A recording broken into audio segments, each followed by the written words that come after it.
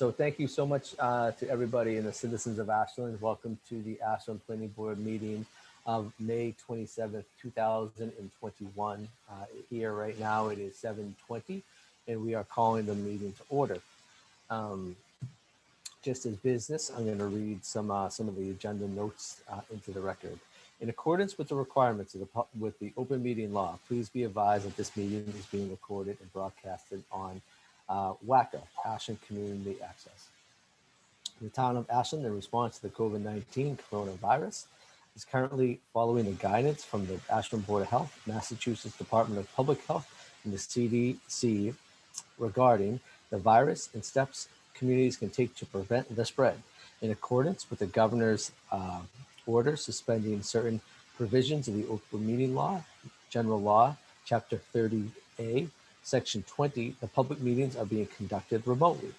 The following information is being provided for members of the public that would like to participate in the meeting remotely. To participate remotely from your computer, I would say, please use the link below to join the public meeting webinar. This link was found on the agenda, which was posted in time with the town clerk's office.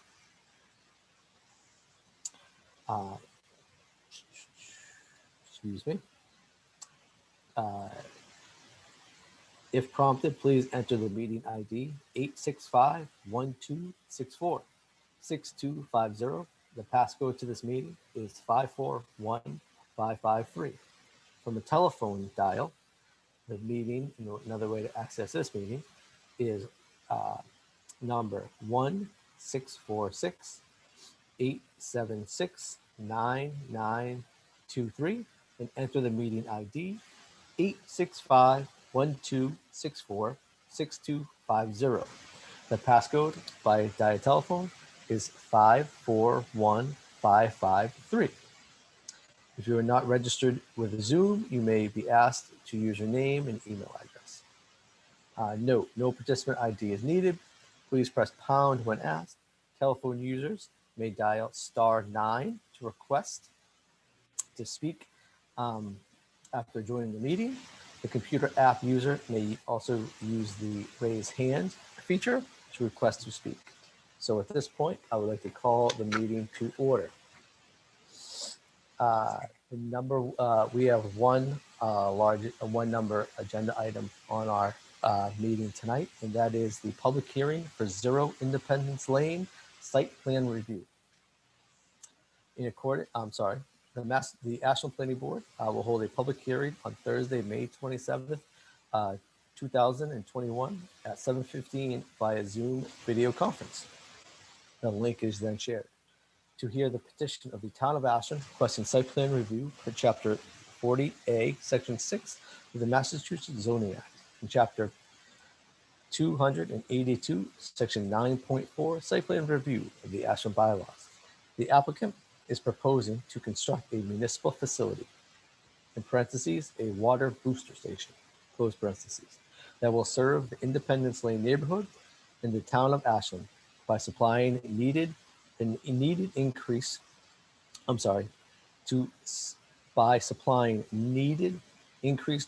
residential water pressure along the critical fire flow capacity, safety, and protection. The property in question is located at Independence Lane, Assessor's Map 3, Lot 75 in the RA zoning district. Parties wishing to be heard on this matter should submit comments to the planning board ahead of time and or appear at the time, place identified above. Materials may be viewed at Town Hall during normal business hours or at the website, the Town of Ashland website. For more information, please contact myself, Peter Matchek, Town Planner, at phone number 508-532-7927 or at my email, pmatchek at ashlandmass.com. So with that out of the way, we are now open. We will open up the public hearing. And so the first two things I want to do is I want to introduce Greg Eldridge from Haley and Ward to the Planning Board of Ashland.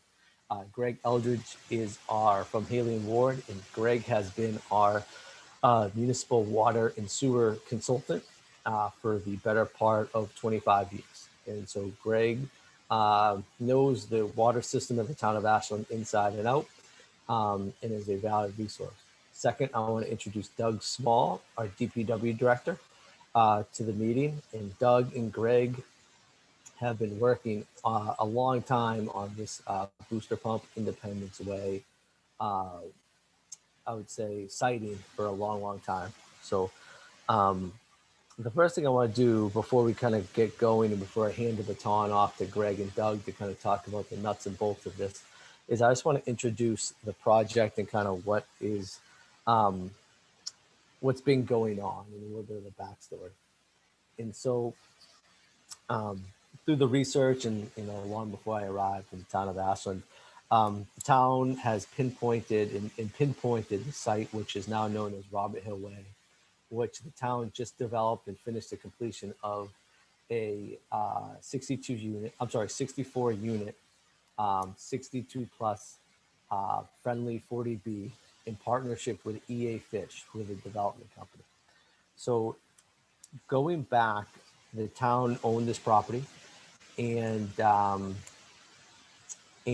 would say in the early 2000s, the town put this property out for an RFP for developers to develop, asking developers for a proposal to develop affordable housing. So in 2005, EA Fish was selected, and then EA Fish applied to the Department of Housing and Community Development and received a site eligibility letter to develop this property for senior affordable housing. 2000, and therefore, within this process, EA Fish applied for the town for a comprehensive permit through the Zoning Board of Appeals. In 2008, the Zoning Board of Appeals issued the first comprehensive permit, or the comprehensive permit for this project. After 2008, there was litigation from the neighborhood. And one of the major concerns that was brought up at that time during litigation was the water pressure. And so the independent, just on switching gears a little bit, Independence Lane subdivision, which is also known as Oregon Heights, was permitted in 1997 by Pulte Development, and it was built out by Pulte Development. At that time, it is my understanding through conversations that I've had with, including with Doug and Greg Eldridge here tonight, is that water pressure was always, I would say, it met the baseline. There was never great water pressure up at Independence Lane. And so when the 40B was issued, the 40B comprehensive permit was issued, and throughout the litigation process, the lack of water pressure was brought up many times. After litigation, the court issued the town of Ashland Zoning Board of Appeals in 2013 reissued a second comprehensive permit decision. Now, within that second comprehensive decision, the Zoning Board of Appeals made a condition for the applicant to work with the town of Ashland to develop and site a booster pump station that would increase the water pressure, not only to the Robert Hill Way development, but to the neighbors and the residents of Independence Lane. So that was part of that 2013 decision. After 2013, the comprehensive permit was extended by the Board of Selectmen and the Zoning Board of Appeals. And then I would say construction started for that development in 2019, in the fall of 2019, with the understanding that the applicant was always going to work with the town to actually site a booster pump station. So currently right now, the development has been built and is occupied. Water pressure, and now we worked through a long process with the developer in the town, working with Greg and Doug, and now we're at a point where we have a site located. And the town is in front of this board tonight to present the location for site plan approval. The town, the first step the town took was to go to the zoning board of appeals, and the zoning board of appeals has already issued a special permit and a variance because this booster pump station, after kind of looking through the bylaws, was considered a essential service, right? And an essential service is covered by water mains, sewer mains, telecommunication lines, power lines, and when in a residential district as Independence Lane, the proper procedure is to obtain a special permit and a variance, a special permit from the zoning board of appeals. A variance was obtained due to the setbacks of the booster pump station. Because it's an election of a building, we are here tonight representing the town regarding and requesting and applying for, I would say, a site plan approval process. So with that, I would like to hand it over to, well, first off, before I hand it over to Greg and Doug, does any members of the planning board have any questions on the booster pump station, where everything stands, and maybe any of the back history that I just tried to explain and or ramble through?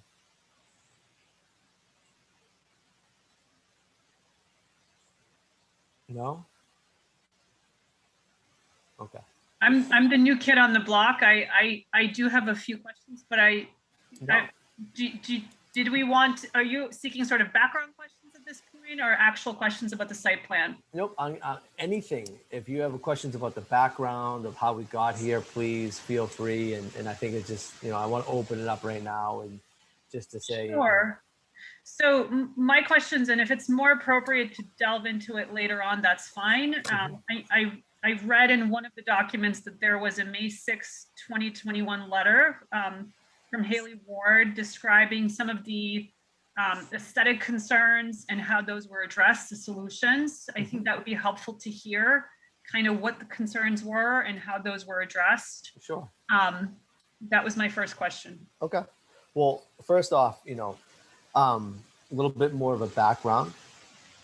When the town worked with the neighborhood of Independence Lane, and it's always been this working correlation between E.A. Fish, who is the developer of Robert Hill Way, the town of Ashland, and the residents of Independence Lane and the abutters on Oak Street.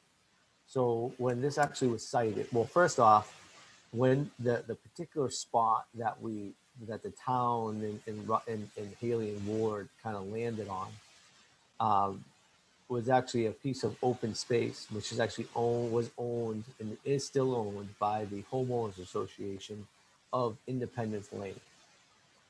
And so with that said, last winter, early winter and throughout this past winter, the town had to work with the residents of Independence Lane to secure a easement on the property to actually implement and site this booster pump station. Along with those conversations of a friendly easement taking, which happened at town meeting this past December, through the Board of Selectmen's direction, the Select Board's direction, one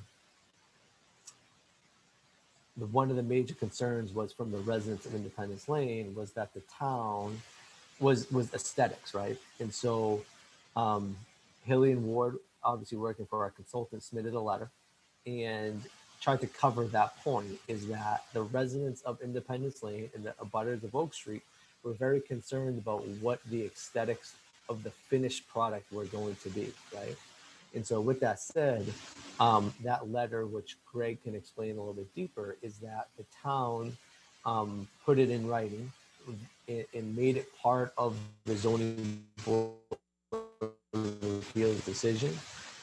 Was going to, after the development of the building, hopefully the development of the building, the town was actually going to side the building with vinyl and or hardy board, and was going to aesthetically fit out the building to make sure it fit in with the neighborhood. And that would also include screenings and plantings to make sure that this building was not a concrete block building in the middle of a residential neighborhood. And so that's a little bit of the backstory of that letter and where we got.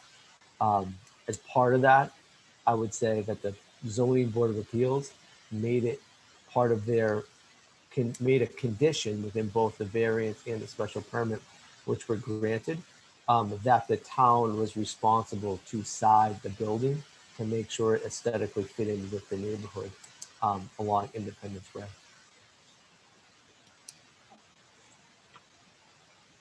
And does that include the, I noticed the zoning board addressed that with some shrubs as well, kind of dedicated kind of greenery all around it. Was that part of the response, if you will, or the solution to the aesthetics issue? Yes. And can you just tell me a little bit about the decision on the vinyl? Just curious why that was chosen versus other material, just out of curiosity. To tell you the truth, I don't know if we have actually landed at vinyl versus hardy plank as speaking for the town's on the town's behalf. You know, I think Doug and Greg can speak to that. I think the main point was that the town is going to side the building in one fashion or the other. Obviously vinyl, maintenance is obviously a little bit less on a vinyl structure. And with the cost of materials and town budgets, I think it was going to be a decision that was made at the time or after construction to kind of see how it fitted with the neighborhood and to see what color palettes were available. But I believe that's what the decision, that's what the conversation was between the town and the zoning board of appeals. Peter, I looked at the materials. We're losing. Is there rendering? Are we as far as to see what this is supposed to look like? Can you guys hear me now? Hold on, I'm going to turn my video off. Okay, can you guys hear me? Yeah. Yes. Yep. So is there renderings? Is this like so far as it's laid out and this is what it's going to be? I don't think I saw that in the package, or is it not that far yet? I think at this point, Greg, I mean, to Joe to answer that question, I think I'm going to turn it over to Greg and he can explain what the building is, how big it is, where it's sited and why it's sited in such a location.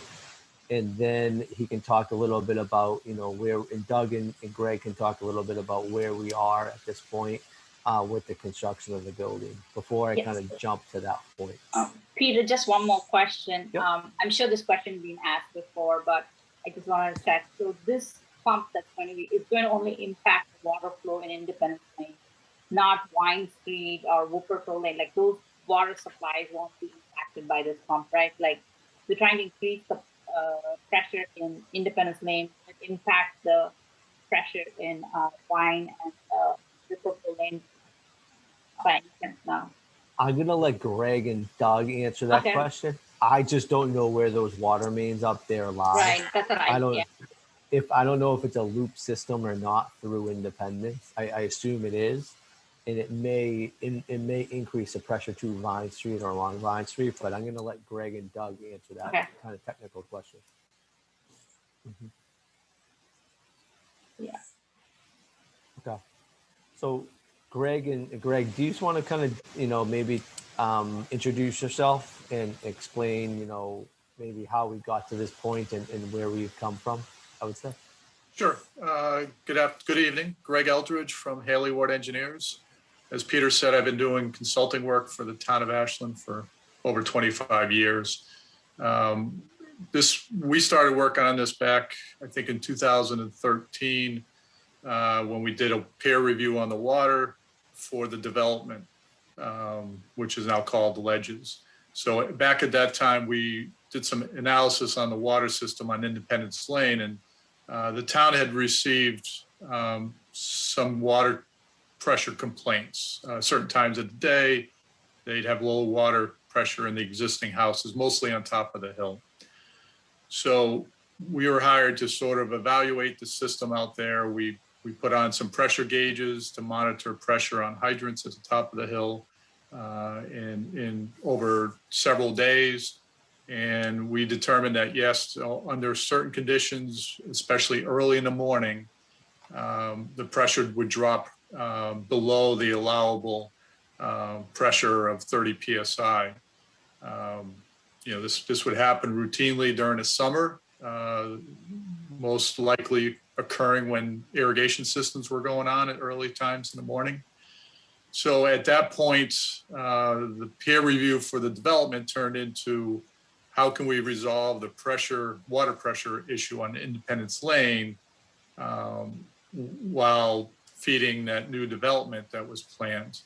So that's when the town booster station discussion was launched.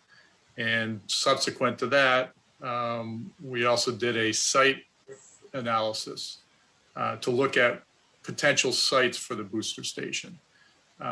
We're limited in location wise. If you're familiar with Independence Lane, it comes off of Oak Street, loops around to Oregon Road. And that's the same thing with the water main. Water main feed is basically Oak Street, comes onto Independence Lane and loops that back down to Oregon Road, and Oregon Road ties back in Oak Street. So basically to create a pressure zone to increase the pressure to this neighborhood, we would have to place a station on Independence Lane.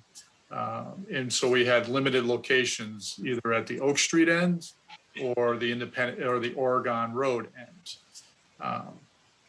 And looking at both sites, we landed at the Oak Street end because we had this open space, and we also had adequate power source, which was right there on Oak Street. In the Oregon Road end didn't have what we call three-phase power. You get single-phase power into your house is 240 volts. We needed three-phase. So the best spot was the Oak Street end, and there was a vacant parcel called open space. So that's where we sited the station for the proposed booster station. When I say water booster station, just to give you insight into that, what we propose is a prefabricated station. It's getting manufactured at a factory.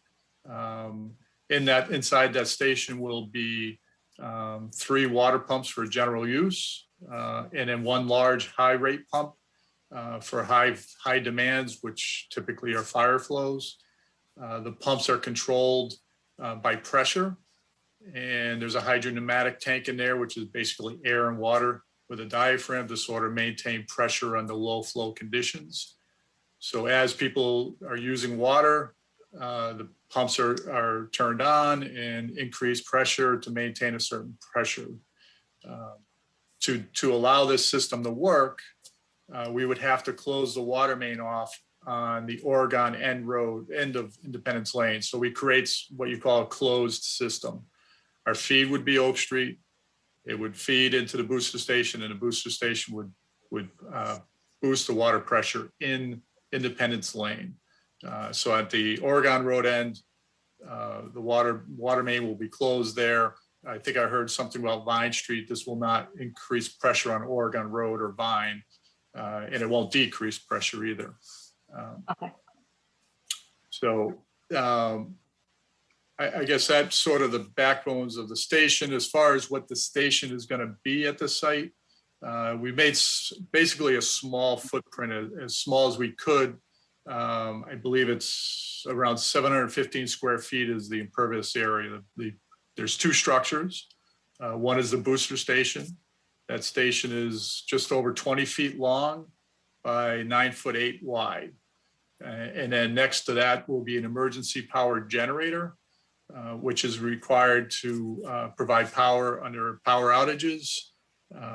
That's a generator that's housed in an enclosure, and that's about just over 9 feet long by just under 4 feet wide. So those are the 2 structures on the site. And then there's a small driveway that will enter to the front of the station so that the town, when they're doing their inspections or any maintenance, they can at least pull 1 car off the road into that area. So that's the limit of the site. The building itself, I believe, is just, it's around, I think it's 10 feet high. And again, it's a prefab, low roof profile. The station's coming with a metal siding, which is similar to like a standing metal roof. If you've seen the metal roofs, there's the standing seam roofs. It's similar to that. That's what it's coming as. And as discussed, the residents were concerned of the look of the station. So when it gets to the site, at that point, the vinyl siding or any other siding that the town wants to put on there will be added to sort of have it fit into the neighborhood, you know, basically as a house, to look like it has clapboards. Other things on the site, as I said, it was going to we're keeping the site work to a minimum. Site disturbance is minimum, just around 1,500 square feet of excavation area and setup. Can I just interrupt a minute? Since it's a site plan review, can we bring up the plan so that we have a visual that we're talking about? Oh yeah, Emma, you were able to do that? Oop, there she goes. Ask and you shall receive. All right, Emma. So on the top left of the drawing, you'll see all the call outs going to the southern part of the road. That's our site. There you go. You got lines coming across Independence Lane. Those are water mains that have to be put, existing water mains in off the side of the road on the north side of the road. So those water mains will be brought across the road and brought up underneath the booster station. You have inlet and outlet.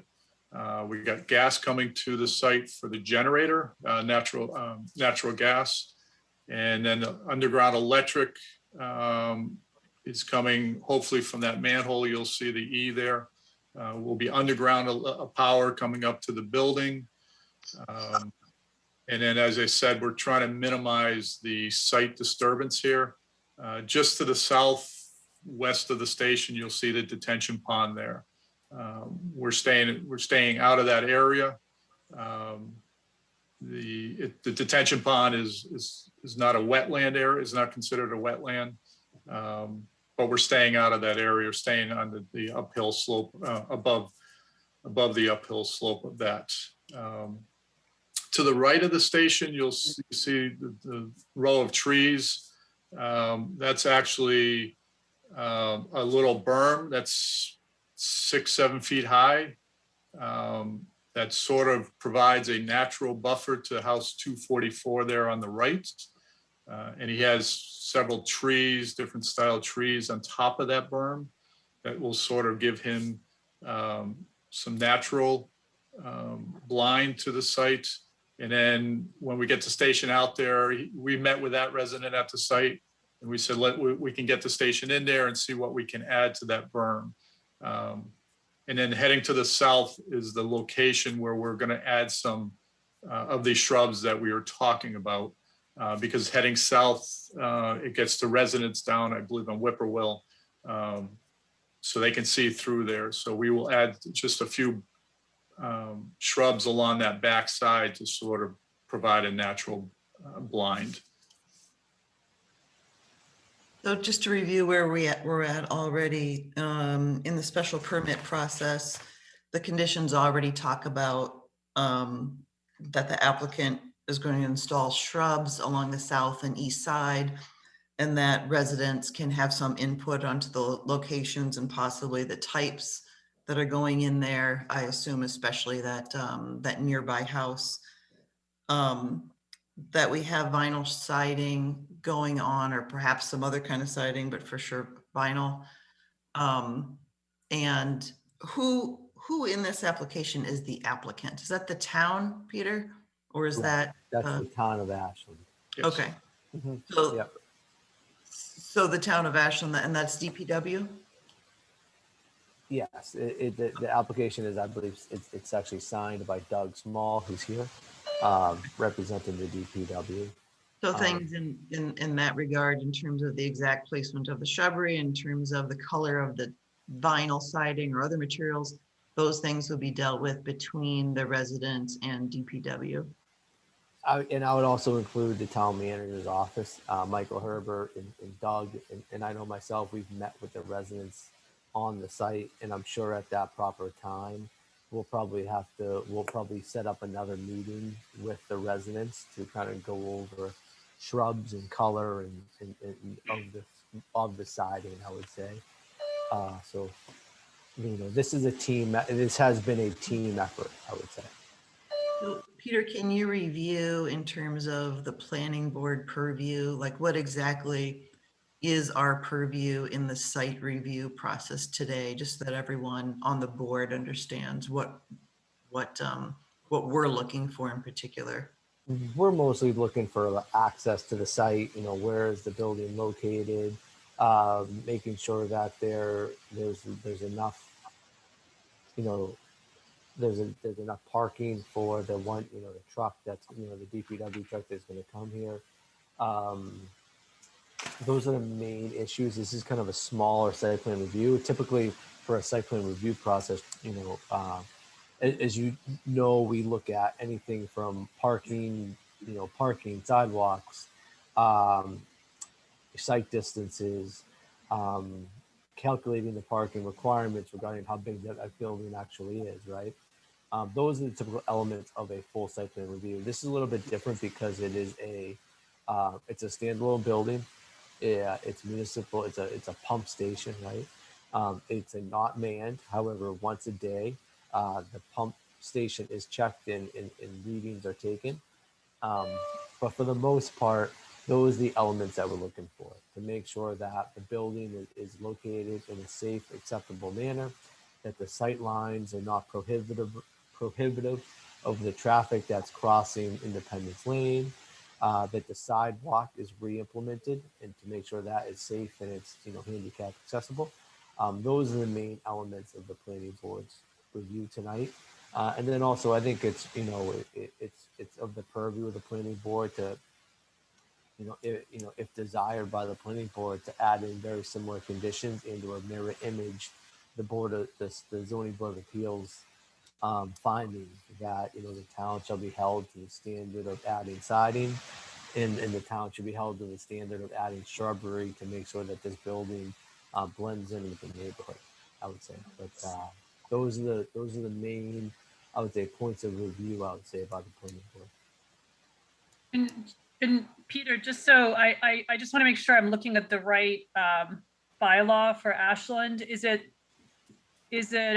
section 9.46 that talks about the plan review criteria and design plan review? Yes, 9.4. Okay. And those criteria, the 9.46, apply to this even though it's a essential service? Correct. And if forgive me, I'm just going to grab my bylaw off which is out of hand. I'm just going to go offline for a second. It just talks about like the general criteria, minimizing use of wetlands, minimizing obstruction of scenic views. I just want to make sure I'm reviewing the right criteria. Yeah, I think you're in the right place. There's a list of 12 criteria. Is that right? Yep. Yeah. Yes. Okay. Thank you. And is there a written site plan for us to review, or is it more of a presentation today? It's a presentation today. It's part of the application. It's within that whole application process, though. It's also within the application process. So the site plan review, there's many ways to trigger the site plan review, Anna. This review is triggered under number 5, the construction or erection of a building or accessory structure, whether otherwise allowed by right or by special permit, except for a single family house or accessory structure, including the enlargements or change in location on the exterior wall. So after reviewing this with town council, we submitted, that's how this was kind of triggered, number 5 under the site plan review. And then just to read the definition of an essential service, excuse me.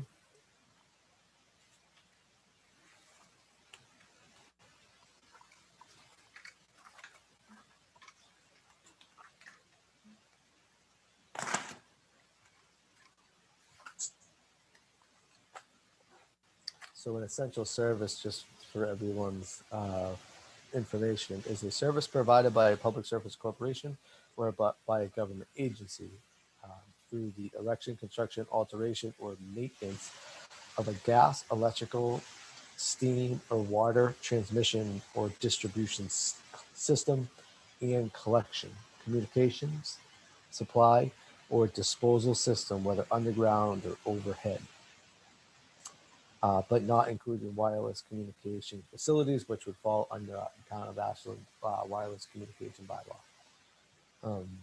So that is the definition of the pump station, and the development of the building is triggering site plan review under section 9.4, and then under 9.6.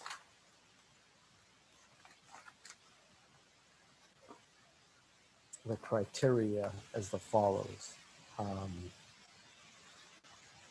and those could be applied they're applied in some cases, but I think in some cases this element in the application,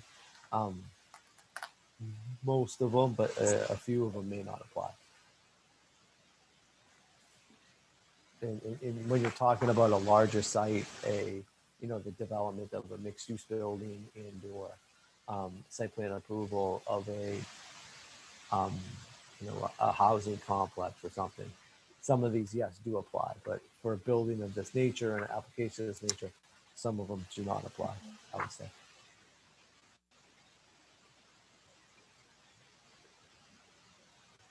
Peter, one of the requirements is that consideration is given to the impact of the project on town services and infrastructure, right? So this is being done only because the Independence Lane residents complained, right? But is that right, or am I wrong? You're right.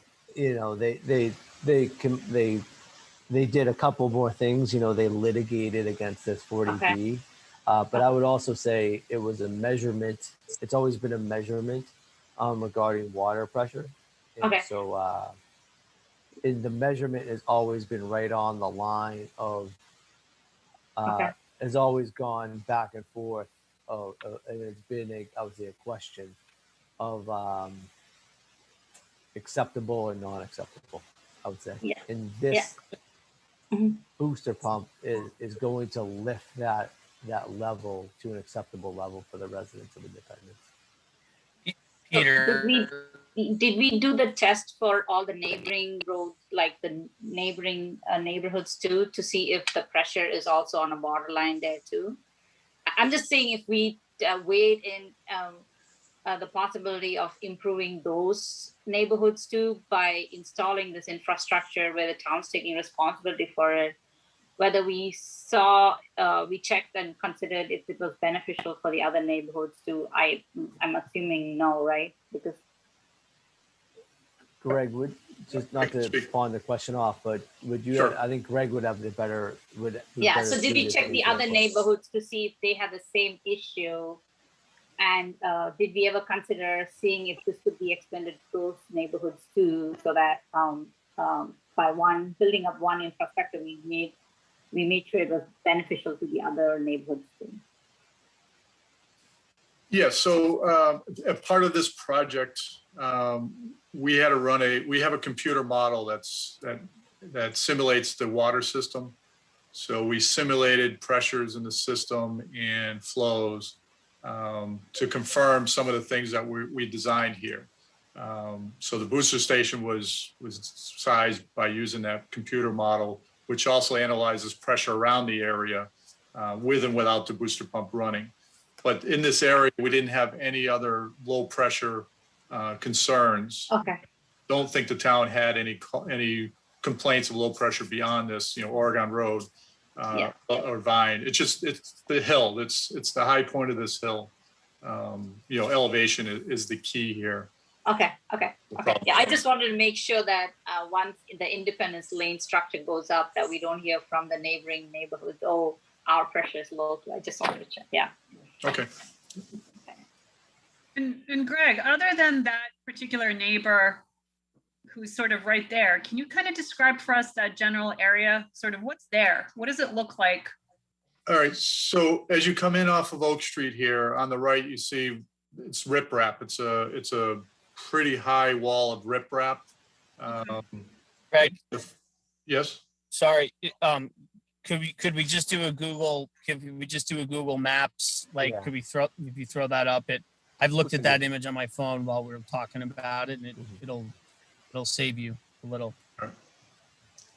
Emma, do you mind grabbing that? Yeah, Greg, would you like to share your screen so you can drive, or would you like me to? I'm remoting in. Okay, I will. One Yeah, second. you can do that.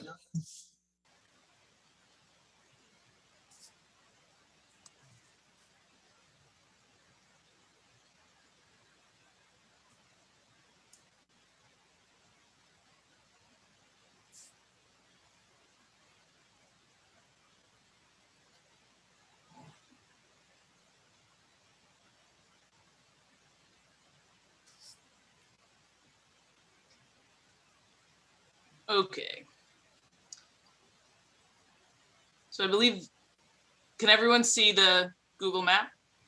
Yes. Super. So I believe this is house number, was it 244 on Oak Street? That was on the site plan. Correct. And so then this would be the rough area of the station. That's the retention pond. So just to the left of, I guess, up north a little bit, is the location of the booster station. Yeah, right there. So, yeah, right there. So the booster station site's there. As I said, across the road is a pretty high bank of riprap, and that first house to the left is up on a hill. There we go. Okay. Look at that. There's the riprap, and this is the area. On the left side of the road, though, is where it's going to be. Correct. Right there. To the right of that berm. Yeah, exactly. Up in that area. So we're not going to touch the berm on the left, which is the blind to that house with the natural blind with the trees on top. And if you're looking straight through is the direction of whippoorwill houses. And there are trees that are there. But during the winter, when there's no leaves, they'll have some line of sight through there. So that's why we would set some shrubs on the back side of the site. And then just folks driving through the neighborhood, as far as property values and all that good stuff, what will their view be? Well, the station will be visible because the station's only 15 feet off the pavement. That was one of the variances we had to get from ZBA. The station will be 15 feet off the road. So it will be visible, which is, you know, the siding is one thing to try to bring it into sort of a house look. Okay, so that gives us some context. So it's essentially, it's very, very visible from the street, and the purpose of the siding is to blend in with the homes. Correct. What about from a roof perspective? I imagine this is basically has a flat roof. It's like a steel box, right? It's got a pitched roof. It's a standing seam roof, you know, metal standing seam roof. So it is pitched. It's not flat. So it has like a peak and it has two Correct. eaves. Correct. Okay, got it. And that'll become asphalt shingles or something consistent with the neighborhood. We've talked about it, but we want to see how it looks when we get it out there and when the siding goes on. The standing seam roof obviously is a low maintenance roof. The standing seam roof is a metal roof, is it not? Correct. Right. Yeah. So you're gonna wrap this thing in vinyl siding or hardy pond plank and try to give it the effect of that, and then you're gonna have a metal seam. I mean, whatever, you guys will look at it, but I think it's halfway there, right, to what we're trying to accomplish for the neighborhood. If that's my opinion. I think it's important just to, I mean, first of all, I'm not sure, and Peter maybe can weigh in on this. I'm not sure, you know, this isn't a special permit process for us. I think it's just a site plan review. So some things are out of our jurisdiction. Second, I think actually with the trending right now of the farmhouse look and metal roofs, that clapboard and metal roofs are kind of an in thing in a way. At least I'm doing a lot. Yeah, but it doesn't match the neighborhood, Trisha, right? Well, yeah, I mean, they change though, you know, people renovate and they get a different look. So I think it's a matter of, what's going to look good. But again, I'm not sure that's I'm not sure that's part of our process. Yeah. So I mean, Yeah, factor that's fine. 12 is architectural rendering, right? So that seems to be right in there. We have a rendering of it, and obviously the number one thing here is the town is working with the neighborhood, and the last thing that the town, and speaking for the town, is that we would want to do is do the job halfway. And I think at the end of the day, you know, we want to make sure that this project satisfies everyone's, you know, wants and needs, and to make sure that this fits in with the neighborhood. So, you know, and if it was to, you know, do whatever, you know, we are putting the siding on, we are whatever type of roofs, you know, obviously, you know, I'm not a, you know, I see a lot of new metal houses with metal roofs on it, right? They are low maintenance and they do have a slick look, you know, a nice look to them sometimes. But I agree with Joe, obviously, that a lot of the roofs in this area are asphalt roofs, and so, but it's not the intent of the town to just go halfway. The intent of the town is to make sure that everyone is satisfied, right? Not just the boards that are permitting this, but the residents of Independence Lane and the new residents of Robert Hill Way, I would say. So, so if you want to do any, you know, I don't think it's out of the realm of possibilities, but you know, it's a good conversation. And to your point, Trisha, it may well be out of our purview. It's just a site plan review. Your point's well taken there. But I don't think it hurts for us to voice support or opinion on things if we feel it, right? yeah, That's no, all. and I agree. I mean, looking further, I think while it's not a part of the 12 points of a typical site plan review, it is also a part of that bylaw to respect the local character of the neighborhood. It's just hard to kind of say what that is. Yeah, in just in a discussion about a typical neighborhood. I don't think none of us live on that street. I don't think so. And houses change all the time. So I guess it's just, you know, who's involved in that decision process and how do we make it, we know the neighbors are generally, probably not across the board, we know the neighbors are generally wanting better. They're the ones who brought it up to begin with, this increase in water pressure that they want. So, you know, how do we, how does the town, it sounds like the town already is trying to work with them to solve this problem in a very amicable way. So, You know, we had a friendly easement taking just to have the right to put this where we're trying to put it.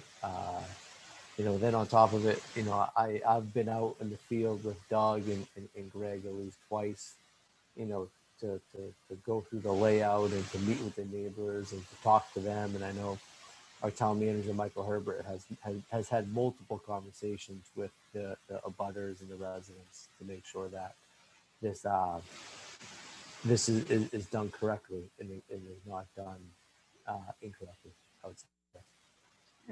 I definitely want to commend you for your efforts as far as getting neighborhood input. It sounds like you've done everything that you can to respond to the local neighbors' needs and get them what they need as far as that particular household that's close to the site, as well as the neighbors. And I definitely want to recognize that. I think the questions I'm asking are kind of broader to the planning board as far as various projects we may do across town, where as we develop, we certainly may impact water pressure in numerous neighborhoods, and we may need more of these stations, to Flash Kami's point. So the questions I'm asking, although they seem kind of critical, are meant to really get us thinking about what are we trying to accomplish as far as development relative to using town resources to build these types of utility necessities, if you will, and what do they look like? I'm a little bit concerned about responding to the immediate need of the neighbors and ignoring the broader needs of the town relative to how we develop generally. So those are my questions and the purpose of them, but I certainly don't want to minimize the effort that Greg has already undertaken and Doug with the neighbors. I think it sounds like you've responded to their concerns. I'm thinking a little bit more broadly. I'm also a little concerned about the vinyl only because it's not the most environmentally, I know how affordable it is, but it's not the most environmentally friendly way to kind of impact the local environment, which is why I was thinking about what does this actually look like? How much green is there? How can we make it seem a little bit more natural? It sounds like the neighborhood prefers it to look like an actual house rather than kind of blend in with the greenery. So it seems like that's the preference. Is that right? That is the preference, is to have this blend in with siding to make it look like a residential shed, right? That's in someone's backyard, I would say. I think if that's what the local kind of aesthetical preference is, although that would not be my preference as far as kind of, I'm concerned that, if we need multiple stations like this throughout town, if they're all going to be kind of a shed kind of response, I'm not sure that's great for us, but have there been other examples where we've done this before, and how do we do it? Well, just to kind of answer your quote, all with developments as they're coming online, right? Greg, and as we do plan review, plans do go out to Greg, and sewer and water pressures are analyzed. Per se, one project in particular, which is a 40B project, which is Arbella at Ashland, which is off of the MBT or Memorial Drive, excuse me. That's a project where Greg is under review with Greg, right, to make sure that these elements are met, right, and to make sure that the citizens or the future citizens of Ashland are provided with efficient and/or critical water supply, right? I believe, and I don't want to speak for Doug and Greg, but we do have pump stations in town. Is that correct? You have, I believe there's one booster station in town. The water pump stations that they have are over by the Hopkinton Reservoir, Okay. Not in a residential neighborhood. But there was one booster station installed by a developer many years ago. This is our kind of first town-based booster station ever. Correct.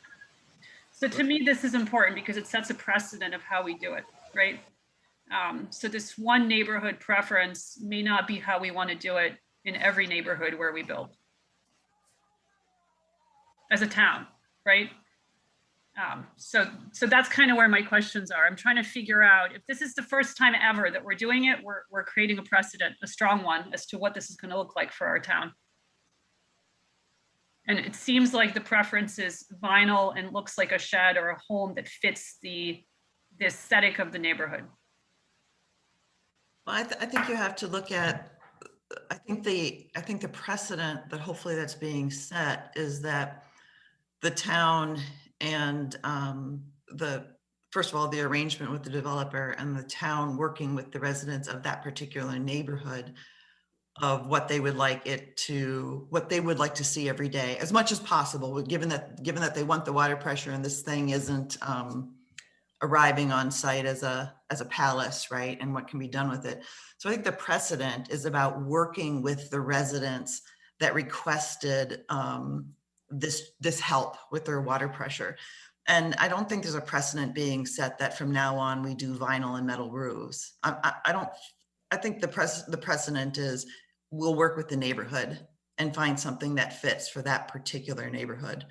So, and that seems to me to be, seems to have been a good process. I actually talked to someone on that street today and asked them about it, and they seemed to be pretty satisfied with the process and the input that they were given, that they seemed listened to. And like I said, it was a friendly takeover of this piece of property, which was owned, I guess, not sure how the regulation works, but owned in common with the residents of the street, and it was a friendly giving of that property for this station. So that happened at town meeting. I think this last town meeting. This past December, yeah, you're Yeah. correct. So this development, Independence Lane, was developed off of a Pulte. The developer Pulte developed it, and the subdivision was created in '97. It was developed through a cluster zoning bylaw, which states that a portion of land has to be kind of put in common ownership by a HOA, homeowner association, as open space, quote unquote. And so this piece of property, this land, this area right here was actually owned by the HOA. And so the town had to work with the HOA, as Trish said, to kind of come to an agreement to do this. And just to kind of be clear, is that the pump station that is being purchased by the developer of Robert Hill Way, and it's been a long back and forth as part of this comprehensive permit, this 40B decision, which dates back to 2008, and yet again it's issued again in 2013. So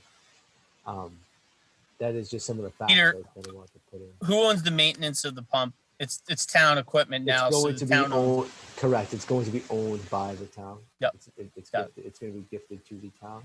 But just to put the record out there, is that the developer is actually the ones Peter, purchasing. can I jump in? Yep. I'm surprised that the town accepted that neighborhood 20 years ago, or whenever it was, based on the existing water pressure. So we're trying to fix a town problem that occurred when they built that development. Somehow, I don't know how, but for some reason the town accepted that road.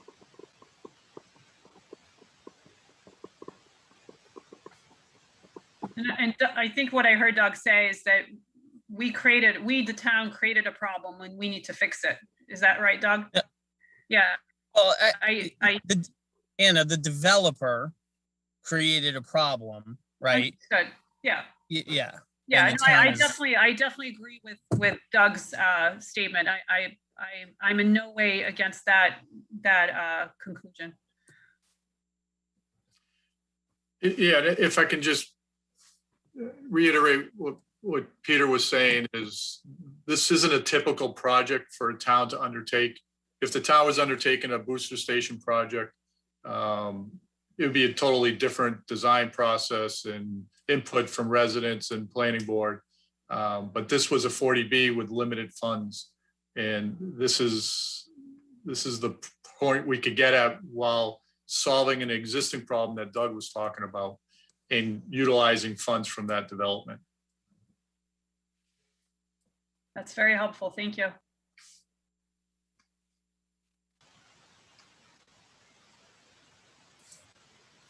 So at this point, does anybody have any other existing questions, or do you want more time to review stuff? It's really up to the board. And Peter, if I may, please, Doug. the other important thing to remember is DPW is still going to be here next year or 10 years from now. This isn't a private project where somebody comes in, builds it, sells it, and leaves. This is a town owned. We own it. The town's going to own it. We'll be there to maintain it, address any issues. Many years to come. Yeah. No, this becomes a critical piece of infrastructure to the water system, to the water distribution system. I'm not aware of any other public neighborhoods where water pressure is, we have a serious problem. And Doug, just and just for information for the board members, is that for all pump stations, regardless of where they are, daily they are checked and analyzed, and the pressures are monitored. Is that correct?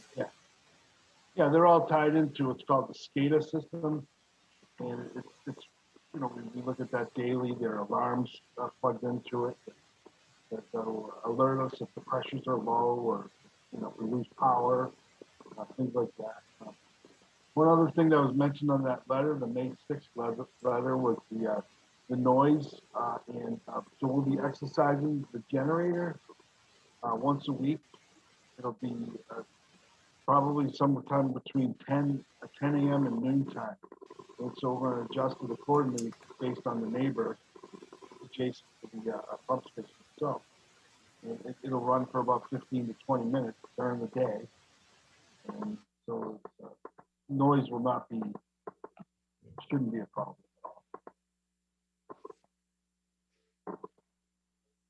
at all. Joe? Ooh. Okay. Mr. DeSoni, I'll open up for public comment. Is that okay with everybody? And Mr. DeSoni, would you like to speak? Hey, thank you. Good evening, Mark DeSoni. Very informational, and what the neighbors been wanting to hear since their houses were just getting done, finished being worked on. And about 3 or 4 years ago was that water problem coming around the hill because the gravity never had the power to get up all the way to the other end. So that's why this booster pump. So Mr. Chairman, no, Mr. Planner, because you decided this being like the chairman did, but to Anna, welcome. How they're opening it up to heaven. So far, it was a good informational hour long, almost hour long. Keeping the DPW guy awake was really a good thing to do. The turtle is happy to see the man there. And to Greg, 25 years. You've been here before the buildup was called out here, and you kind of saved the town from that, didn't you? A little bit. Yes. So you get credit for that. And Independence has come to both Doug and you, Greg, to say what is wrong. But before then, it was another set of eyes that actually saw it, and the neighbors understood it. The Google area shot where the site's going to be, the around the corner with the guard areas and all the brush and all that. That's been talked on for maybe about 5 or 6 years now for it to be there, to have an idea. Whoever can answer that, please. Been a long time. Yeah, thank you. Quick and right to the point. Okay, that's the way to go. And so I'm looking at that and saying, brush, buffer, and all that. The town would be happy with it, and the precedent is not really being set. It's basically being having the residents know that their troubles have been heard and they're seeing the progress coming up. So my understanding is that's what that's going to be, and together the how much. Yeah, that was the question that came up when I saw the design. How much of Independence is going to be dug up to put underground pipes in, from end to end, or just halfway to?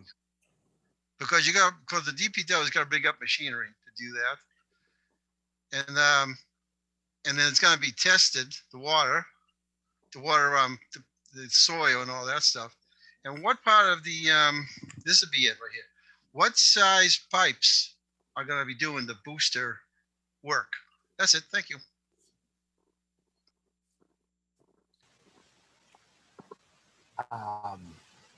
So the pipe just to go underground. I don't know, Greg, do you want to take these questions?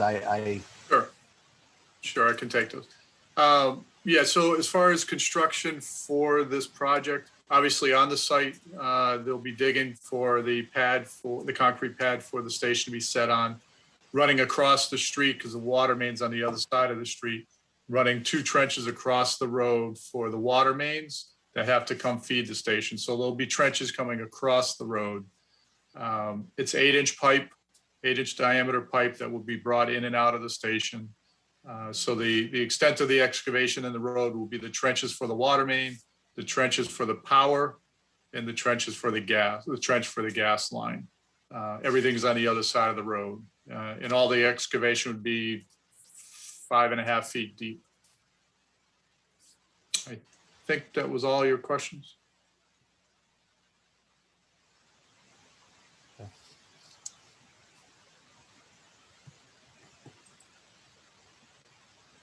All right, thank you so much, Greg. Does anybody else have any comments or concerns they want to bring up? No? I think we should move. I think we should move forward with a vote here, Peter. Okay. Peter, one thing before we move on to the vote. One of the other things in the application we submitted was we were looking for a waiver on the stormwater management bylaw. Because of this project is such a small area, I think the planning board has the ability to issue a waiver on that. You know, we ran in the application, we ran through the soil disturbances, 1,500 square feet, which is well below the 10,000 limit. Not more than 50% of the parcel will be disturbed. We're only doing 5% of the parcel. New impervious area is only 715 square feet, which is well less than 50% of the parcel. So I think we met, you know, we're not filling or altering any wetland or waterway. So we just like to, you know, avoid putting in a stormwater management plan for this site. Are we voting for the combined site plan and this particular request, or is it two separate votes? We could just two separate motions, I would say. It'd be a condition of the decision, right, Peter? Excuse me?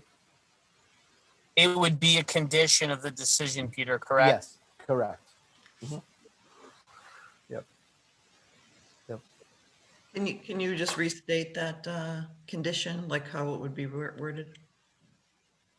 So I would just kind of, for example, I would say that the planning board finds that due to the limited impact in soil disturbance, the planning board finds that a waiver to grant a waiver from the stormwater provisions of the bylaw is inherent and consistent with the community needs, I would say, or something of that nature.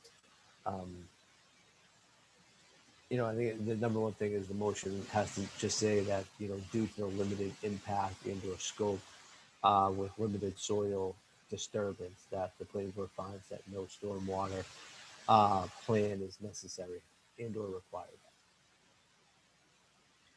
Because basically the thing is going on a concrete pad, right? It's not digging a foundation or anything like that. Basic Correct. level of the site to get the pad in there. Mm-hmm. And also you're next to a detention basin. The retention runoff is pond right gonna next go- door. Right. And the generator's going on a concrete pad as well? Yep, that's on a concrete pad. That's actually bolted to the concrete pad. Fuel source for the generator is natural gas run from the street, right? Yep. It'll be underground direct natural gas. So I think that's one consideration of the agreement, and I think the second one is just that the applicant, aka the town, continue to work with the HOA of the neighborhood for the final appearance of the structures. Okay. And that's that meets with the zoning board decisions as well, I would say. So, okay. Does somebody want me to make a motion, or do you want me to propose the motion? I can take a stab. Okay. I make a motion to approve the site plan review for the proposed construction of the municipal water facility booster station on Independence Lane with the conditions granting the waiver of the wastewater conditions, as well as the condition that the town continue to work with residents in the neighborhood. I'll Second second. hold.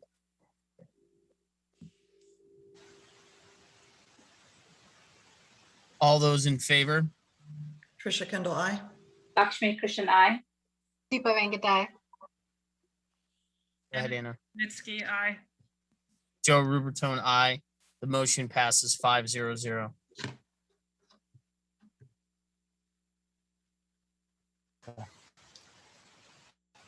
Is that good, Peter? Are you okay with that, or? Yeah, no, I think that's great. That covers the basis, I would say. So, Okay. So Peter, you'll write the decision up and we'll need to come in and sign it. yeah, we'll write the decision up and I will send it out to the planning board members. And then we'll kind of go through. And then we'll kind of go from there. I know we were having Dale, who's the chairman, sign the decision with this one person coming into town hall. But this is the first decision in a long time, I would say, and town hall is fully open, and I believe everyone. So I think we should just go back to practice as regular, and everyone, if everyone doesn't mind, can come into town hall and we can kind of move things forward, I would say. You know, Peter, I don't know if it matters. When Joe said wastewater, not stormwater. I don't know if that matters in the vote. Oh, I didn't catch that, Doug. But I mean, I was just trying to acknowledge the waiver of the wastewater rules in question that we discussed, right? That's what I was trying to accomplish. Yeah, just stormwater versus wastewater is just what he was commenting on. But given the topic of discussion, I think it's obvious that it was just a word choice. Yeah, Doug, to be honest, I was just struggling to get the word out of my brain. I'm sorry. I know what I wanted to say, but it was locked in there. So we just really need to keep moving forward, and we keep hitting all these roadblocks. And I didn't want stormwater versus wastewater to get in our way for another 3 weeks. No, I All get it. because of you, Joe. Yeah, I get it. Thank you all. I really appreciate it. This is good for the residents up on Independence. This is a home run. So thank you very much. Thank you, Doug. Thanks. all right. Thank you so much, Thank Doug. you. Thank you, Greg. Thanks, Greg. So Peter, we're on to agenda item number 2, the board reorganization, correct? Correct. So on a little bit of a lighter note, I want to take a time and obviously, as we did, we first want to congratulate Deepa for being victorious in her election for a 5-year seat, and then also Deepa filled a void, I would say, on our last leading up to the last election. And then also I want to really reach out and identify and welcome Anna to the planning board. And I know we had coffee the other day, and I know we had a conversation, but I know if I tried to say your last name, I'm probably going to mess it up over on the Zoom call. But do you just want to take a couple minutes and introduce yourself to the other members of the board? Sure. So where do I start? I actually graduated from Ashland High School back in 1995. So I'm very familiar with this town. And then after high school, my family actually immigrated from the former Soviet Union. So I'm a child of immigrants. I was born elsewhere, and first generation American, I guess, or second. I don't know how that works. So anyhow, I come from a long line of folks who are very proud to be American and believe the American dream, and public service is huge in my family. And after graduating Ashland High School, I studied at Colby College in Maine, and then went to law school in Boston. And through various adventures, found my way back to Ashland about 6 or 7 years ago. So now that I'm here, I want to give back, if you will, and give back to the public. And so I'm excited to be part of this board. I promise not to be a total pain in the butt the way I was earlier. But I like to ask tough questions and make sure that we think things through. because the decisions we make, even when they're home runs like this one, do impact how we look at things later. I'm looking forward to bringing this up when we talk about the next 40B development and how little money we're going to have for a booster pump. So you have to excuse me for asking tough questions. That's what I do, but it's a pleasure to be here and I'm excited to be part of this group. Welcome. Yeah, Welcome, Anna. maybe it's the opportunity I was talking about earlier of just being able to say a few words about ourselves as well as an introduction to Anna. And frankly, I think that's great. I think it's great to have, you know, maybe people don't often say this, but it's great to have an attorney, you know, as a, you know, an addition to the rest of the strengths of the board. I think having, you know, those different kind of points of view is what we need. And we definitely as a group defer to each other about different things. So, so that's very welcome. For myself, I'm coming from a complete designer's point of view. I am an architect by trade. I have my own practice here in Ashland. I do mostly residential work. But didn't grow up here, didn't grow up in Massachusetts. So still have been here for, I don't know, 17 years. So, but I'm usually on the other side of things, talking with clients for variances and building permits and representing them. So it's been a great experience for me. This is going into my third year. Great experience for me to see things from the other side, from looking at a view of the town and as also all together as residents of this town versus representing a singular owner, which would be my typical role in my job. So yeah, so that's where I am. I can go next. I joined the planning board last year. I am a CPA by profession. I don't have the same background as Trisha has in design or architecture. I am purely joined the planning board with the intent to serve the community. I am learning and I think I'm slowly catching up. But this group is a very fun group. Everybody is very helpful. And if I have a doubt, I either call Pete or Trish for clarification. So everybody's very helpful here. So don't mess with that.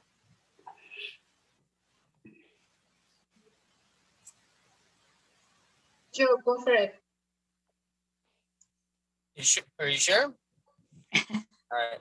So my name is Joe Rubertone. I have been on the planning board since the 2016 timeframe. So five going on 6 years.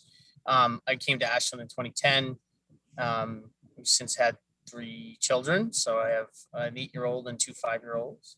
And they sometimes make guest appearances on the planning board meeting, especially in Zoom times.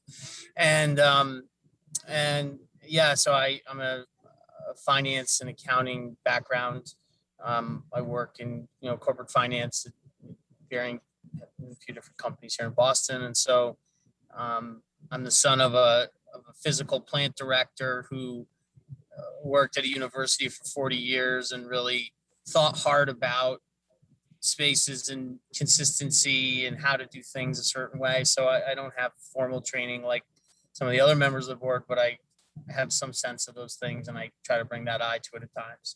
So yeah, and I'm thrilled to have you on the board, Anna, with your experience and background as well. So thank you. It's a great group. Deepa, you're up. Hi, John. Yes. So you're saying you're the baby. Till now, I was holding that spot. So you just stole it from me.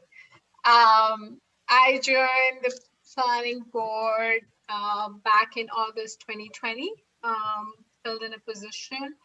My background is in architecture, but have been focusing a lot on design, interior design last few years. And that was primarily kind of the move that I did from India to here. And I didn't realize that we thought of design very differently in this country versus what we did back home. Currently I'm working on my architectural registration. So having this experience and exposure to some of the terminologies, project types is helping me study through my registration exams and realize, like, wait a minute, I just know there is a public safety building happening in town. What project type is it? And fire, what is that fire station? So it's kind of helping me study, and I find it really easy to go through that. So I think this experience of last few months has helped me grow as a designer. And I know that this board has amazing members to learn and reach out, and they've really been really open to kind of listening to ideas and welcome your thought process and not shut you out. So I think it's been a great learning process last 8 months, and I feel like I want to continue on that journey because I feel like I've just made one tiny step in that process of learning. So welcome, Anna. It was interesting to hear you this afternoon. It's like, wow, that is a different perspective. But I'm really curious what brought you to this planning board position. Like, I know your background is really different from kind of your typical what I would have thought. What drew you to this position? I've done prior work relating to development, if you will. When I lived in Portland, Maine for about 10 years, I co-chaired a board that had to deal with a block grant fund program coming from the federal government to help develop kind of underprivileged parts of town. So I worked very closely with architects and designers and various city staff and the public to figure out how to spend $1 gazillion, well, multiple millions of dollars in a way that would grow and develop the town or the city, bring in jobs while balancing very, very competing needs.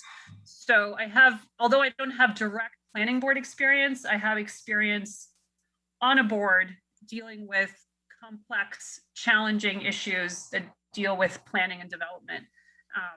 I do think that coming from this kind of coming as an attorney to a board like this is really different. And because I tend to, anytime I hear a proposal, my immediate question is, what is our jurisdiction? What are the factors we need to consider?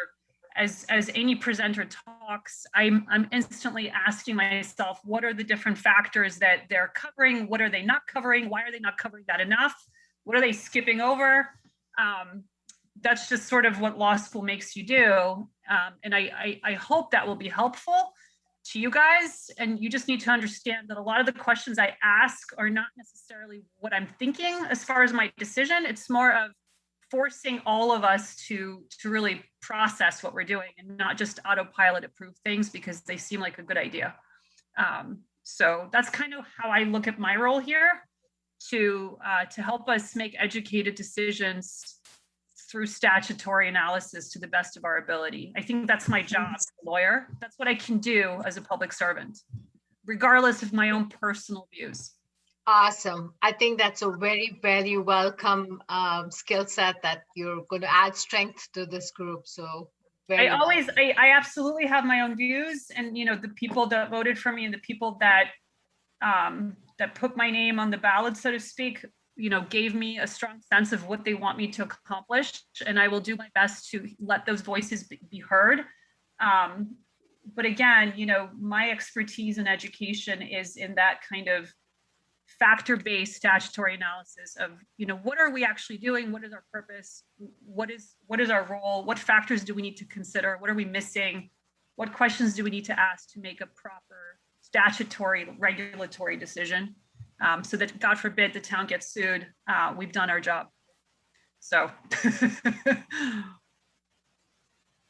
we certainly covered the factors today because of the questions I asked. All right, thank you so much.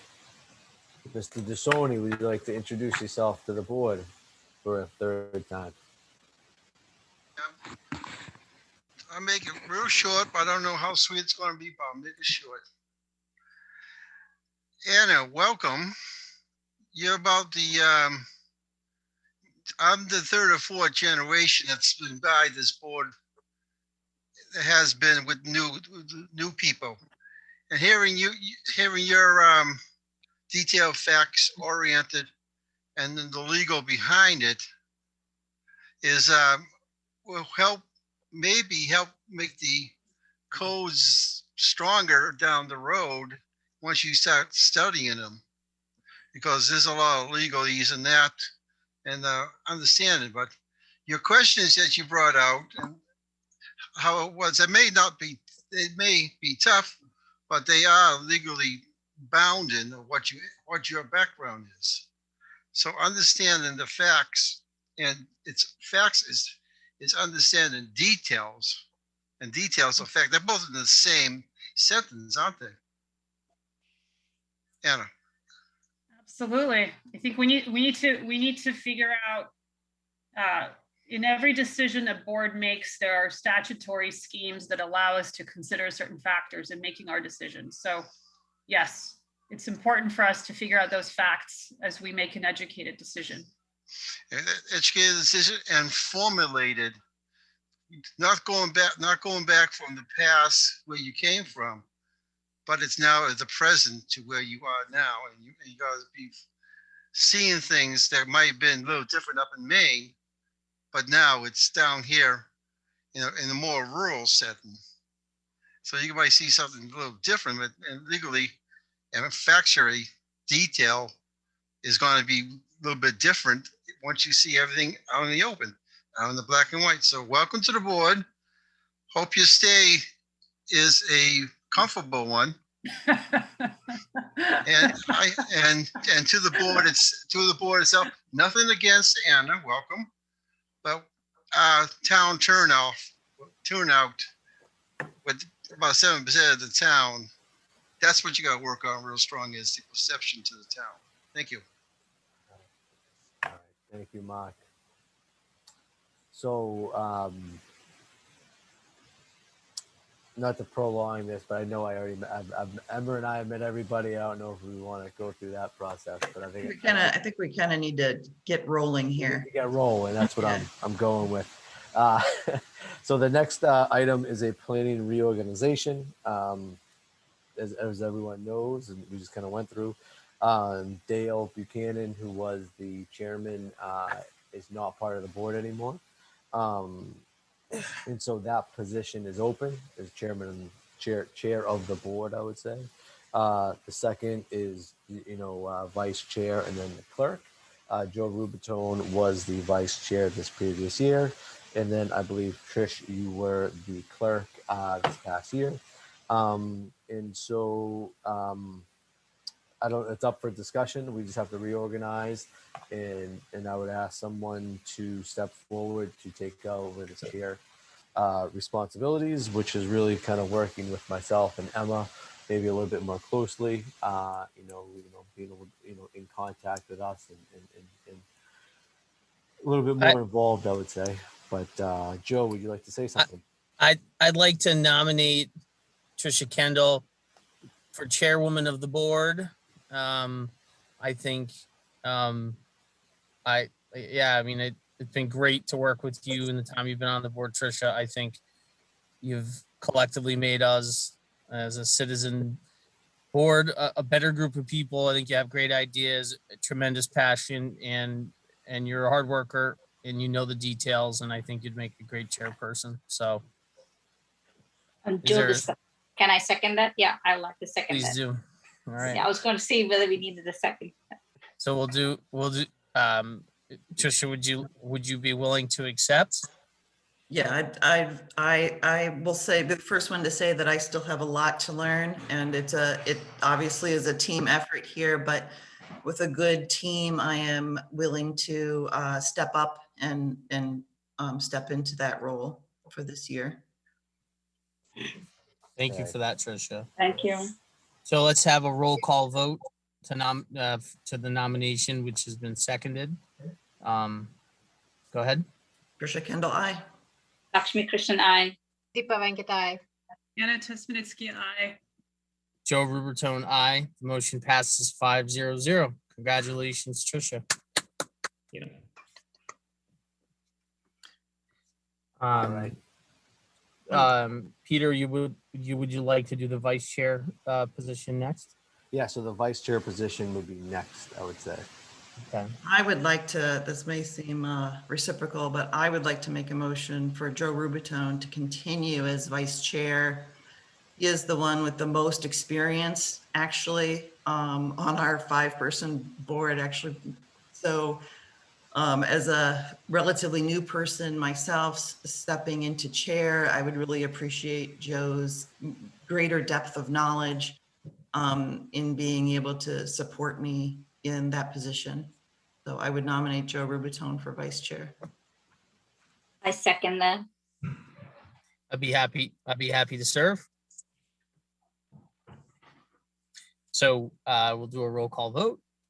Trisha? Trisha Kendall, aye. Lakshmi Krishnan, aye. Deepa Venkatai. Anna Tesmanitsky, aye. Joe Rubertone, aye. Motion passes 5-0-0. Thank you, Trisha. Thank you, everyone. Thanks, Joe. And the third item indoor position is the clerk position. And so this position typically reads the public hearing notice into the minutes and also kind of signs everything.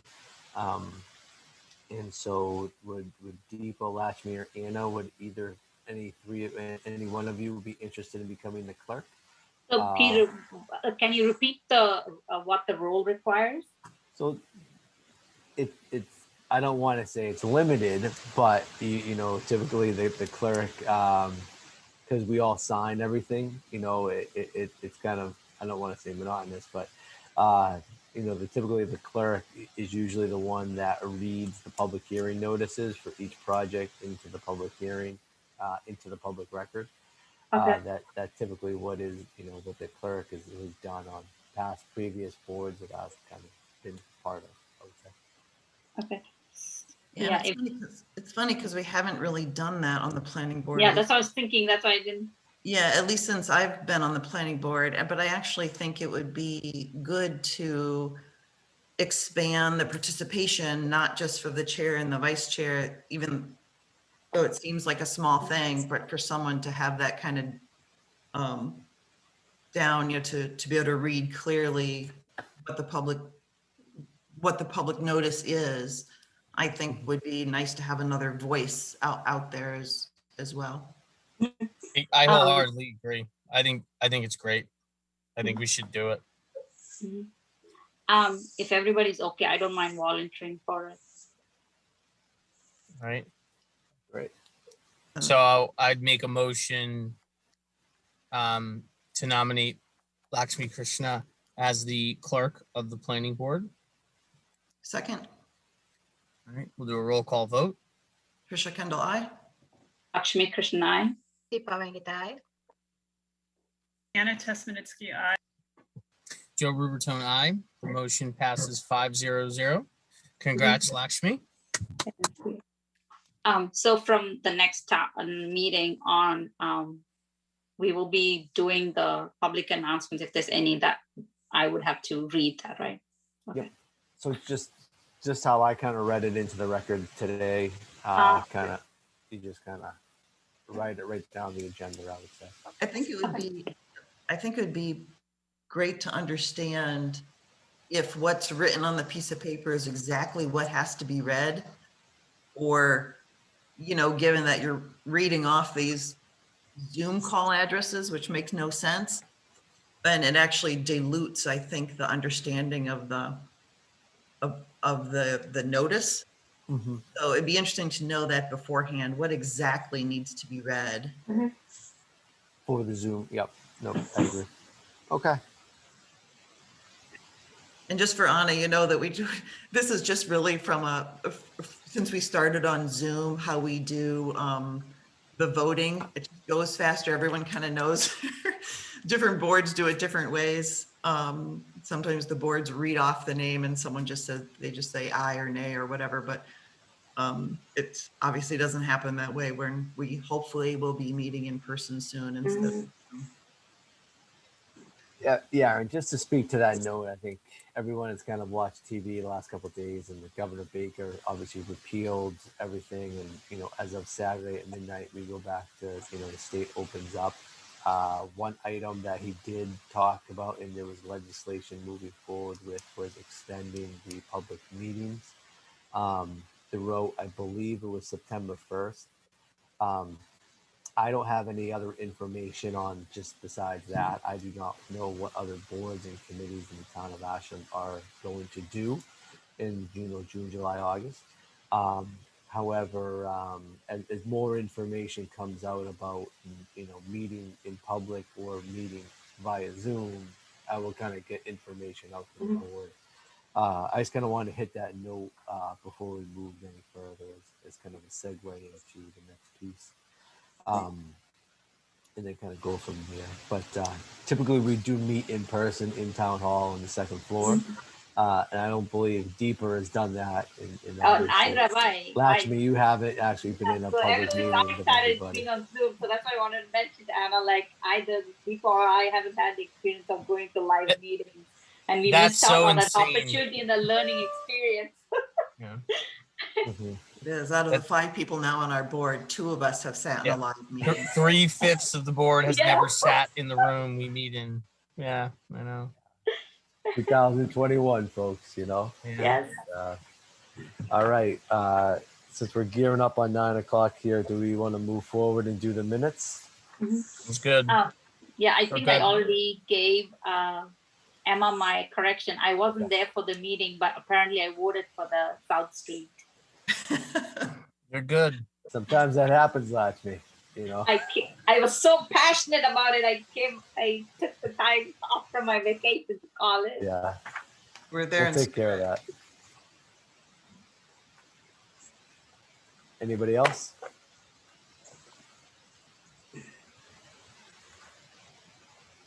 Anna, this is the moment where some people have already read the minutes, but inevitably it's usually me has not read the minutes, and we kind of stand around silently looking at it. So what do you do during the live sessions? Do you really have like hard copies and then go to okay. You'll have paper. You have paper. So in a live meeting, you have a binder, and actually we fill the binder with all the material, so you can flip through everything. And big binder with your name on it and everything. Yeah, it has the so bylaws we in actually saved a lot of trees this pandemic. This way. That's one thing, yes.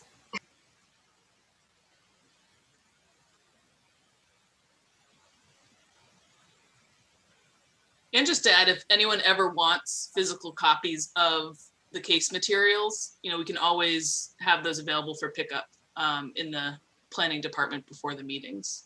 So we don't have to save all the trees. We can still distribute some. But on the April 22nd minutes, row 59, 12 Pond Street review. I mean, we must have taken a vote to continue the next meeting. We would have to have done that, would we not, Peter?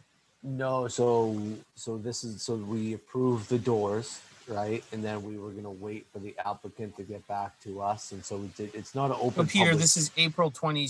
This is the April 22nd meeting, right? If you look at the minutes, it says 12 Pond Street review. Mr. Buchanan explained that the review of 12 Pond Street buildings, colors, and windows will be rescheduled until the next meeting, as the project developers were unable to attend tonight's meeting. Yeah, it's not a public. It was never a public hearing. They were coming back to us as a condition of the decision, and so there was really no need to vote to continue the public hearing. Got it. So there was no. Looking at the tape, there was no vote to continue. There was no vote to continue. Yep. Fine. And this is a different set of minutes than we discussed last time about wanting to redo the minutes, right? That's correct. Okay. Yeah, Peter and Emma, those are not yet. I mean, you didn't send them, so they're not ready yet, right? Yeah, those aren't ready yet. Yep.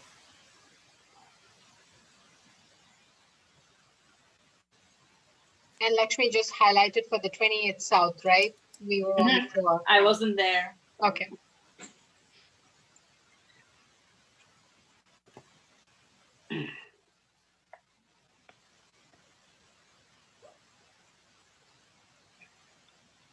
Are you all set, Joe?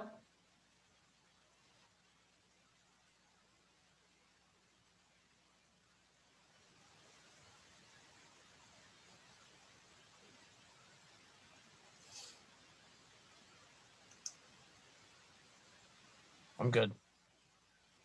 All right, then I will entertain a motion to accept the meetings from April 22nd, 2021. Second that. Roll call Uh, vote. Oh, sorry, Joe. No, you said, I think you said you'd entertain a motion. You didn't make the motion, so. All right. Oh, okay, sorry. So sorry. I, so moved, and then, Okay. Yes, then second that, yeah. All right, so maybe we should start out our new, instead of me starting out, I think Lakshmi will have to start out. So I make a motion to accept our meetings for April 22nd.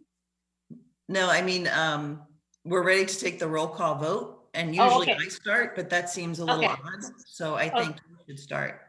Okay, Lakshmi Krishnan, aye. Deepa Venkatai. Anna Tesmanitsky, aye. Joe Rubertone, aye. Trisha Kendall, aye. Passes 5-0-0.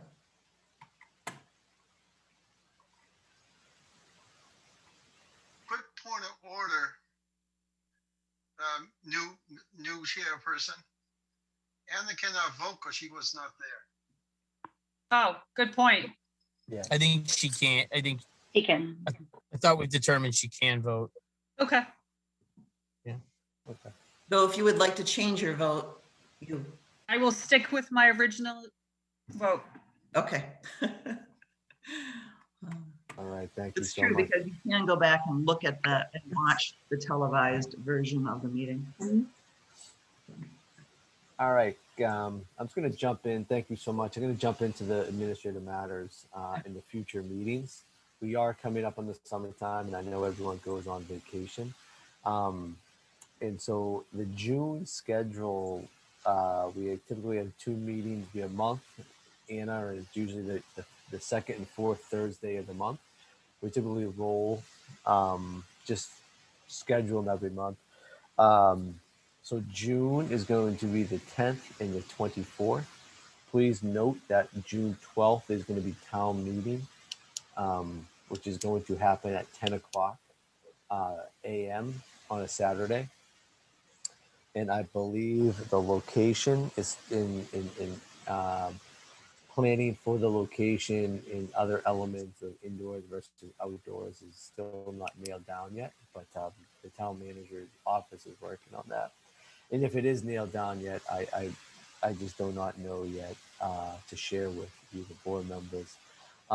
However, I just want to make a note in July, we're going to be on the 8th and the 22nd. Does anybody, I have a couple vacations planned, and I believe I'm going to be away. I could be away the week of the 4th. The 4th is on a Sunday. Does anybody have any vacation plans to that on that week of July 4th? Just to make sure now before we have it, we don't want to have any quorum issues before we start scheduling public hearing. No? You mean Yes, no. vacations that would impact July 8th? July 8th, correct. Yep. Nope. No, July 8th, no, but July 4th, maybe, but July 8th, no. Okay. Well, July I will 4th actually is be returning on July 8th, but I should be here. okay. by the evening. Okay. Joe, issue? No? Okay. Awesome. Okay. I can, and obviously, Oh, we lost Pete. I think we did.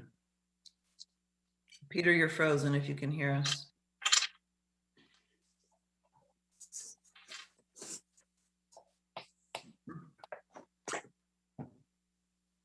Well, are there any other announcements while we're waiting for him to come back on?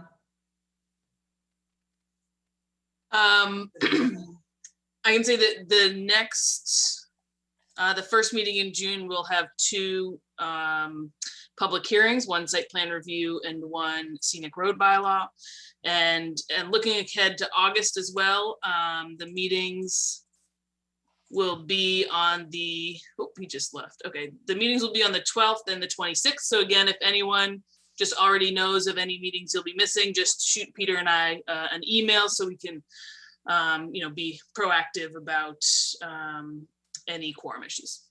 Ollie, do you need to know about any of those vacation plans in case something arises? Peter? I mean, it's just What's ideal? Yeah.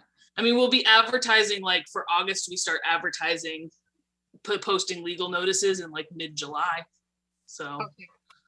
but Emma, I mean, it's all whenever, it's fine. yes, so Emma, I can tell you the August 26th, I won't be able to make it. We're going to drop my daughter off at college.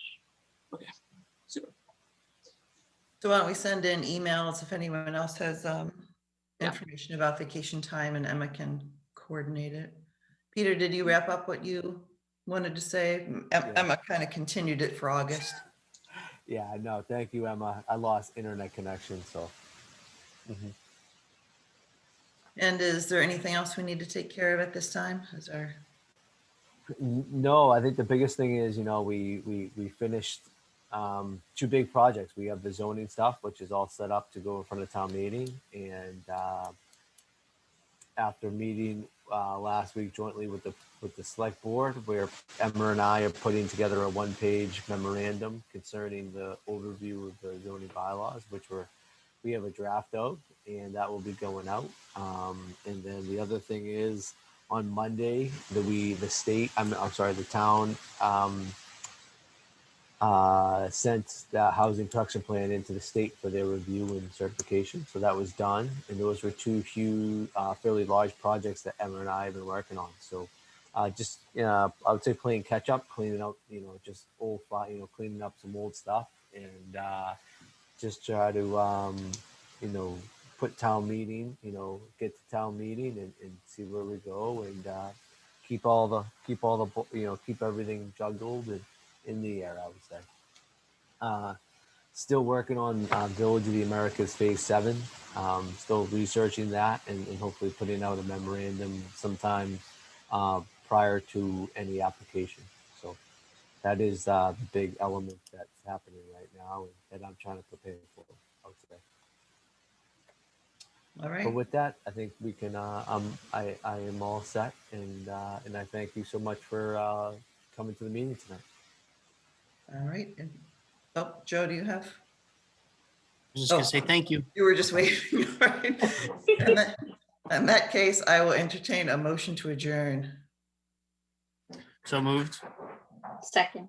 Make a motion to adjourn. Sorry. I second that. Roll call vote. Lakshmi Krishnan, aye. Deepa Venkatai. Anna Tesmanitsky, aye. Rubertone on. Trisha Kendall, aye. 5-0-0. It's so Thank you, hard to everybody. change that now. Very It's well. like you get your name first before my name. We may have the clerk just do, a roll call vote. Rubertone, Anna, right down the line. We can have it down though. Yeah. Rolls off the tongue. We had it perfectly lined up. All right. Thank Good night, you. everybody. Thank you guys for a warm welcome. It was a very eventful meeting. I hope you don't reorganize each time we do this. No, that only happens once a year. All right. I'll see you later. Have a great night. Thanks. Have a Thank you. great Good night. Memorial Bye, Day.